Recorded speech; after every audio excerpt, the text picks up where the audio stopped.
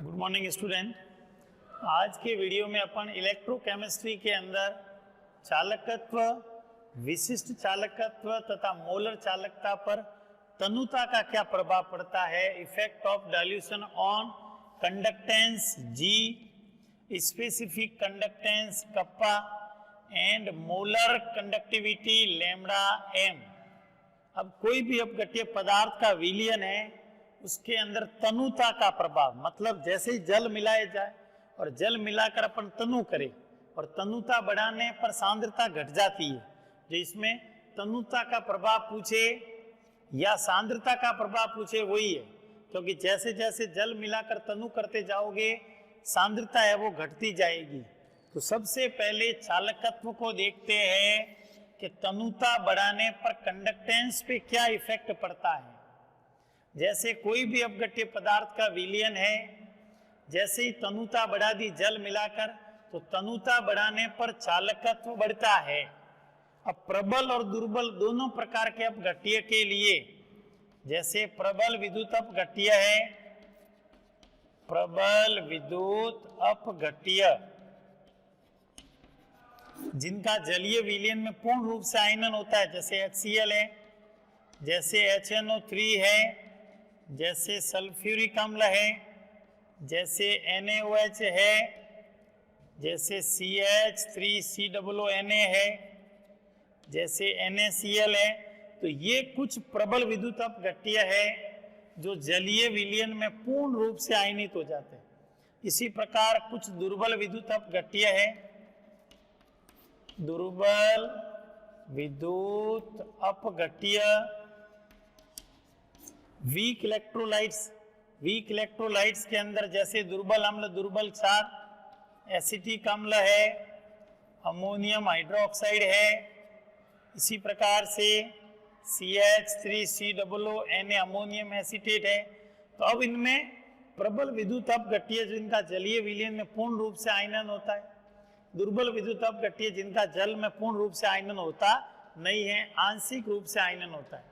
अब समझना, प्रबल और दुर्बल दोनों प्रकार के अपघट्य के लिए तनुता बढ़ाने पर चालकत्व में वृद्धि होती है, लेकिन दोनों में बढ़ने का कारण अलग अलग है। प्रबल विद्युत अपघट्य के अंदर क्या होता है, जिनका जलीय विलयन में पूर्ण रूप से आयनन होता है, ये 100% आयनाइज हो जाता है, 100% आयनित होता है। इसलिए जैसे ही जल मिलाकर तनुता बढ़ाओगे तो आयनों की संख्या में तो कोई परिवर्तन होगा नहीं, लेकिन आयन के बीच में जो लगने वाला आकर्षण बल है H+Cl- है, जैसे ये, तो ये धनायन और ऋणायन के बीच में जो आकर्षण बल जो है, वो आकर्षण बल है वो कम हो जाएगा। इनके बीच का जो फोर्स ऑफ अट्रैक्शन है वो कम हो जाएगा, जिससे आयन दूर दूर हो जाएंगे और दूर दूर होने से आयन के बीच में गति ज्यादा हो जाएगी, और जितने ज्यादा आयन गति करेंगे उसका चालकत्व उतना ही ज्यादा होगा। दुर्बल विद्युत अपघट्य जिनका जलीय विलयन में पूर्ण रूप से आयनन होता नहीं है, आंशिक आयनन होता है। जैसे ही जल मिलाकर तनुता बढ़ाओगे या सांद्रता घटाओगे तो तनुता बढ़ाने पर इन आयनों की संख्या बढ़ जाएगी और ज्यादा आयन इसमें आयनित हो जाएंगे। पहले कम आयनन हो रहा था, जैसे ही जल मिलाओगे तनुता बढ़ाओगे और आयनन बढ़ जाएगा। 100% आयनन तो होगा नहीं, लेकिन इसमें आयनन की मात्रा बढ़ जाएगी, उसके अंदर वियोजन की मात्रा बढ़ने से आयनों की संख्या बढ़ जाएगी, जिससे चालकत्व बढ़ जाएगा। तो ध्यान रखना, प्रबल और दुर्बल दोनों प्रकार के अपघट्य के लिए तनुता बढ़ाई जाती है या सांद्रता कम की जाती है तो दोनों के अंदर चालकत्व बढ़ता है। प्रबल विद्युत अपघट्य के अंदर भी चालकत्व बढ़ता है, दुर्बल विद्युत अपघट्य के अंदर भी चालकत्व बढ़ता है, लेकिन चालकत्व बढ़ने का कारण दोनों में अलग अलग है।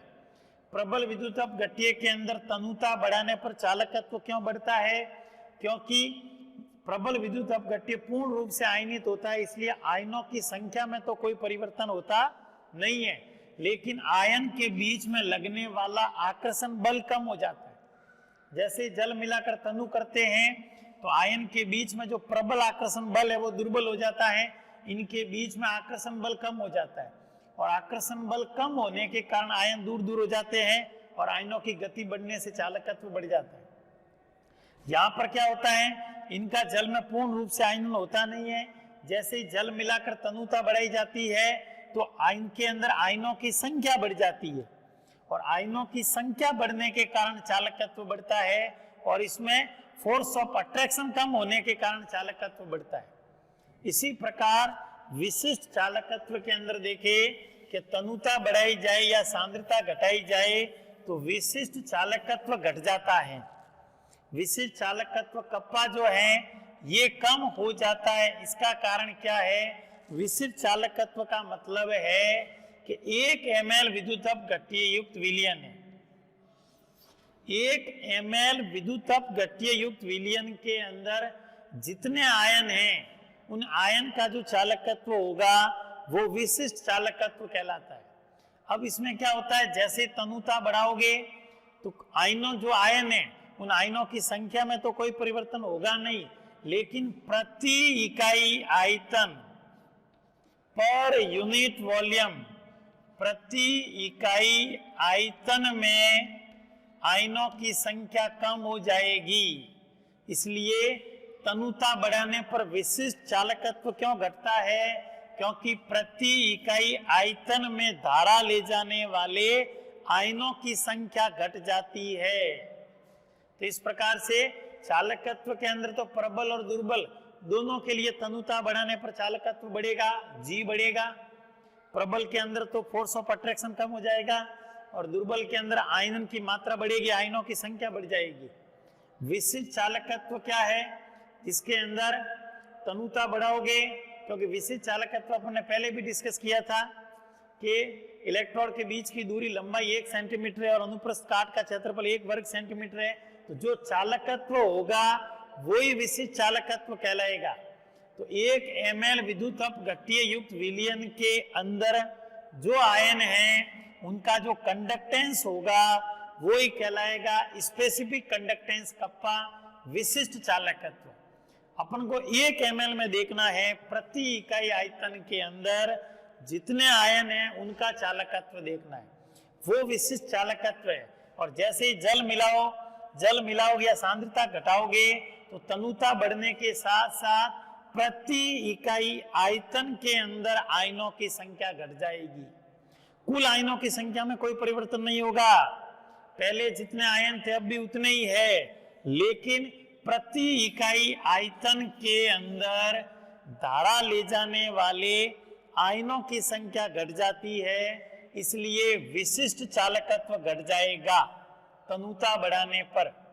उसके बाद में मोलर चालकता देखना कि मोलर चालकता पर क्या इफेक्ट पड़ता है। और मोलर चालकता क्या थी? 1 मोल विद्युतप गठीय, 1 मोल विद्युतप गठीय युक्त विलयन के अंदर जो उत्पन्न आयन है उनके जो चालकत्व को मोलर चालकता कहते हैं। तो लैम्बडा m का फॉर्मूला था कप्पा इंटू वी, विलयन का आयतन। ये 1 मोल विद्युतप गठीय युक्त विलयन का आयतन है और ये स्पेसिफिक कंडक्टेंस है, विशिष्ट चालकत्व। अब इसमें जैसे ही तनुता बढ़ाते तो अपन ने देखा है कि तनुता बढ़ाने पर विशिष्ट चालकत्व घटता है, और जैसे जल मिलाते जाओगे तो आयतन बढ़ेगा। तो ये तनुता बढ़ाने पर विशिष्ट चालकत्व घटता है, आयतन बढ़ता है।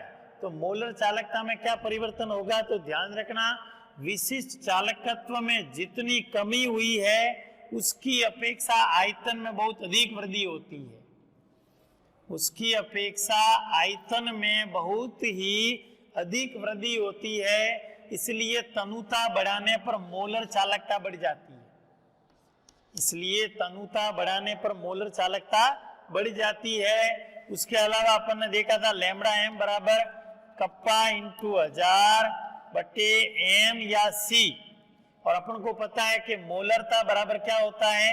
विलेय पदार्थ के मोल बटे विलयन का आयतन। अब विलेय पदार्थ का मोल तो 1 मोल है मोलर चालकता के अंदर, और जैसे ही तनुता बढ़ाओगे, जल मिलाते जाओगे तो आयतन बढ़ेगा, और आयतन इसके व्युत्क्रमानुपाती क्रमानुपाती है। इसका मतलब आयतन बढ़ेगा तो मोलरता घट जाएगी, मतलब ये मोलरता घट रही है और ये मोलरता घटेगी, इसका मतलब लैम्बडा m बढ़ जाएगा। ये व्युत्क्रमानुपाती है, तो यहाँ पर आयतन बढ़ने के साथ साथ ये मोलरता घट रही है, इसलिए लैम्बडा एम मोलर चालकता बढ़ जाएगी। रीजन वही है, प्रबल दुर्बल दोनों के लिए। प्रबल के अंदर तनुता बढ़ाने के साथ साथ आकर्षण बल है वो कम हो जाता है, और दुर्बल अपघट्य के अंदर आयनों की संख्या बढ़ जाती है, इसलिए तनुता बढ़ाने के साथ साथ मोलर चालकता में वृद्धि होती है। तो वापिस समझना, चालकत्व, विशिष्ट चालकत्व और मोलर चालकता पर तनुता का क्या प्रभाव पड़ता है या सांद्रता का क्या प्रभाव पड़ता है। इफेक्ट ऑफ डाइल्यूशन और effect of concentration on G kappa lambda M. सबसे पहले जी में मैंने बताया कि तनुता बढ़ाने के साथ साथ अपघट्य पदार्थ के अंदर जो अपघट्य पदार्थ का विलयन है उसका चालकत्व बढ़ता है। क्यों बढ़ता है? प्रबल अपघट्य और दुर्बल अपघट्य दोनों के लिए बढ़ेगा, लेकिन दोनों के लिए बढ़ने का कारण दोनों में अलग अलग है। प्रबल अपघट्य के अंदर तनुता बढ़ाने के साथ साथ चालकत्व क्यों बढ़ता है? क्योंकि आकर्षण बल कम हो जाता है। आयनन तो 100% होता है, इसलिए आयनों की संख्या में तो कोई परिवर्तन होगा नहीं, इसीलिए आयन के बीच में जो फोर्स ऑफ अट्रैक्शन है वो कम हो जाता है। वो कम होने से आयन दूर दूर चले जाते हैं, और आयन ज्यादा से ज्यादा गति करेंगे तो उसका कंडक्टेंस बढ़ जाएगा। दुर्बल विद्युत अपघट्य के अंदर क्या होता है? पूर्ण रूप से आयनन होता नहीं। जैसे ही जल मिलाकर तनुता बढ़ाओगे तो आयनन की मात्रा बढ़ जाएगी, और आयनन की मात्रा बढ़ने से आयनों की संख्या बढ़ेगी तो चालकत्व बढ़ जाएगा। विशिष्ट चालकत्व के अंदर क्या होता है? तनुता बढ़ाने पर विशिष्ट चालकत्व घटता है।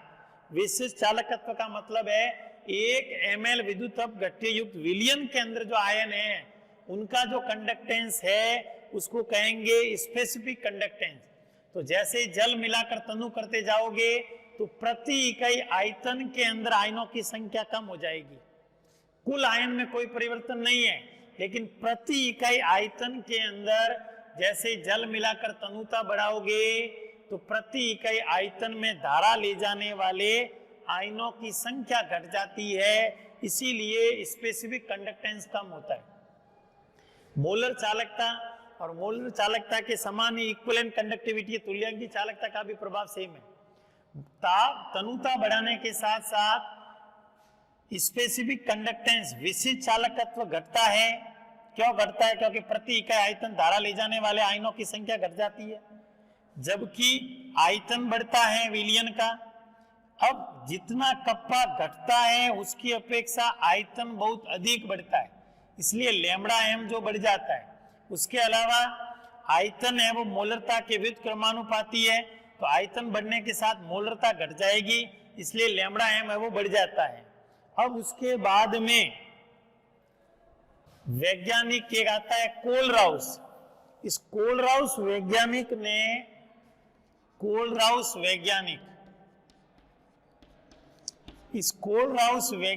ने अलग अलग अपघट्य पदार्थ लिए, प्रबल दुर्बल अपघट्य, और अलग अलग अपघट्य पदार्थ की मोलर चालकता और सांद्रता के बीच में एक संबंध दिया जिसे DHO इक्वेशन कहते हैं, डीबाई-अकल ऑनसेगर समीकरण। ये समीकरण कई बार पूछा जाता है, डीबाई-अकल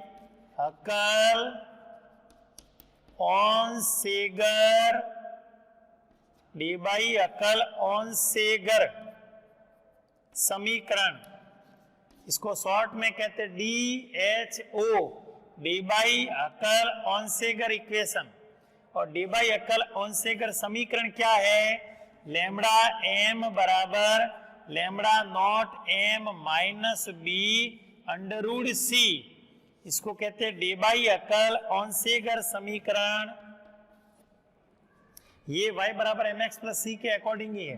तो जहां लैम्बडा एम का मतलब है दी गई सांद्रता पर मोलर चालकता, लैम्बडा नॉट एम, नॉट का मतलब है अनंत तनुता, जहां पर सांद्रता 0 हो जाए, जल मिलाते जाओ तो अनंत तनुता पर मोलर चालकता। बी का मतलब स्थिरांक है और सी का मतलब सांद्रता है।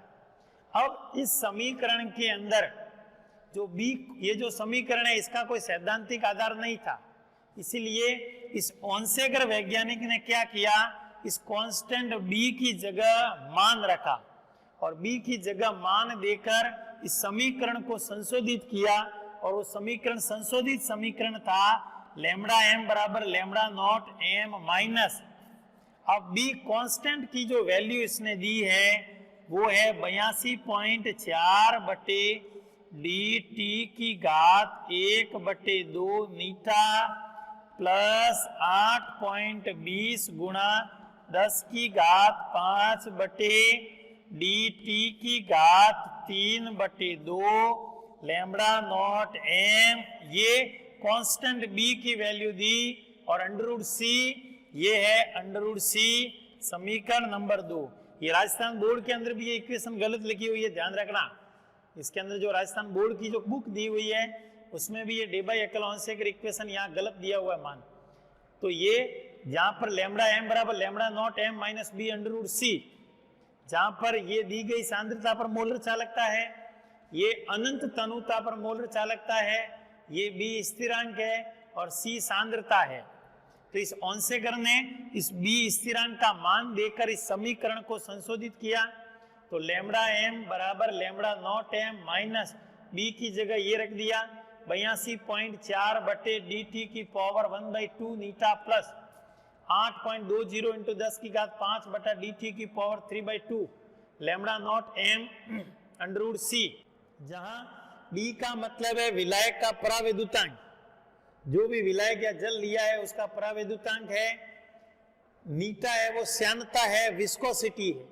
उसके बाद में इसको ए और इसको बी लिखे तो इसको अपन लिख सकते हैं लैम्बडा एम बराबर लैम्बडा नॉट एम माइनस इसकी जगह लिख दो ए प्लस इसकी जगह लिख दो B lambda nought M under root C, ये समीकरण नंबर 3।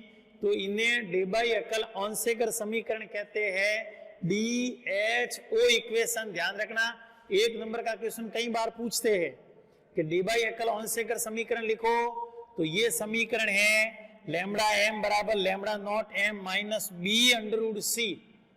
लेकिन ऑनसेकर वैज्ञानिक ने इस समीकरण को संशोधित किया था और बी कांस्टेंट की वैल्यू दी थी, इसलिए ये समीकरण भी लिखना है। इसलिए यहाँ पर डी बाई एकल इक्वेशन आए तो ये समीकरण लिखना है, इसको कहते हैं D H O, Debye Huckel Onsager equation. अब इसमें समझना, इस कोलराउस ने क्या किया, अलग अलग अपघट्य पदार्थ लिए और अलग अलग अपघट्य पदार्थ की मोलर चालकता लैम्बडा एम और सांद्रता के वर्गमूल अंडर रूट सी के बीच में ग्राफ बनाए। इसके लैम्बडा एम और अंडर रूट सी के बीच में, अब इसके अंदर कुछ अपघट्य के लिए उसे ऐसी लगभग सीधी रेखाएं प्राप्त हुई और कुछ अपघट्य के लिए इस प्रकार से ग्राफ प्राप्त हुआ। अब इसमें जिन अपघट्य के लिए, अब जैसे इधर जा रहे हो मतलब सांद्रता कम हो रही है, और सांद्रता कम हो रही है इसका मतलब तनुता बढ़ रही है। तो जैसे जैसे तनुता बढ़ेगी मतलब सांद्रता घट रही है, तो सांद्रता घटने के साथ साथ ये मोलर चालकता बढ़ रही है। देखो लैम्बडा एम इधर बढ़ रहा है, तो जैसे जैसे सांद्रता कम हो रही है ये मोलर चालकता बढ़ रही है। तो इसने कहा कि जिन अपघट्य के लिए ये सीधी रेखा प्राप्त होती है वे प्रबल विद्युत अपघट्य है, और जिनके लिए सीधी रेखा प्राप्त नहीं होती है वे दुर्बल विद्युत अपघट्य है।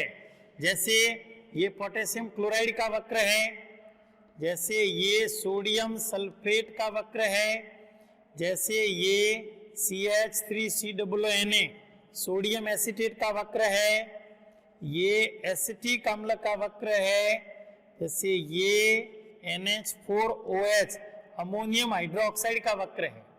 तो ये जैसे जैसे सांद्रता घटती है या तनुता बढ़ती है मोलर चालकता में वृद्धि होती है। तो इन प्रबल विद्युत अपघट्य के लिए सीधी रेखा प्राप्त होती है जिसमें मोलर चालकता में वृद्धि तो हो रही है लेकिन वृद्धि कम हो रही है, और दुर्बल विद्युत अपघट्य के अंदर जैसे जैसे सांद्रता कम हो रही है तनुता बढ़ने के साथ साथ मोलर चालकता बढ़ रही है। तो यहाँ मोलर चालकता में अधिक वृद्धि हो रही है क्योंकि यहाँ आयनों की संख्या बढ़ती है और यहाँ फोर्स ऑफ अट्रैक्शन कम होता है। अब समझना, यदि इस वक्र को बहिर्वेशित किया जाए, आगे बढ़ा दे इस वक्र को, मतलब शून्य सांद्रता तक लेके जाए, यहां पर C बराबर 0 शून्य सांद्रता पर, तो ये जिस बिंदु पर आकर मिलेंगे ये उस अपघट्य का लैम्ब्डा नॉट m कहलाता है। अनंत तनुता पर मोलर चालकता कहलाएगा, या यहां पर सांद्रता 0 हो जाती है तो उसको कहते हैं सीमांत मोलर चालकता।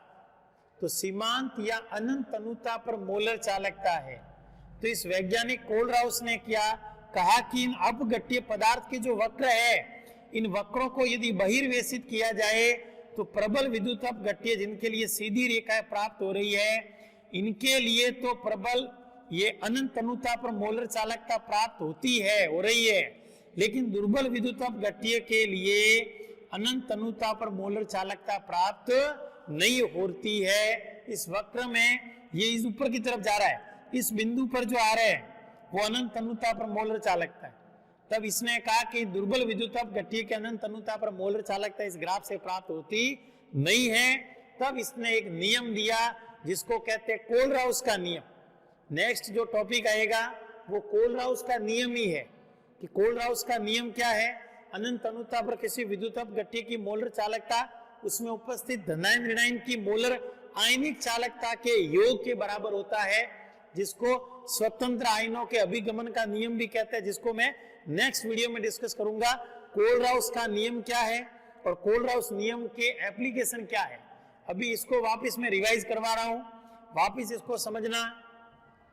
Conductance, specific conductance and molar conductivity पर तनुता डाइल्यूशन का क्या इफेक्ट है। तो ये प्रश्न कैसे भी पूछ सकता है कि चालकत्व पर तनुता या सांद्रता का प्रभाव समझाओ, स्पेसिफिक कंडक्टेंस कप्पा पर समझाओ, या मोलर चालकता पर समझाओ, डे-बाई-एकल समीकरण लिखो, इस प्रकार से ग्राफ में से। तब इसमें ध्यान रखना सबसे पहले जैसे ही विद्युत अपघट्य के विलयन में तनुता बढ़ाओगे जल मिलाकर, तो तनुता बढ़ाने या सांद्रता घटाने दोनों सेम है।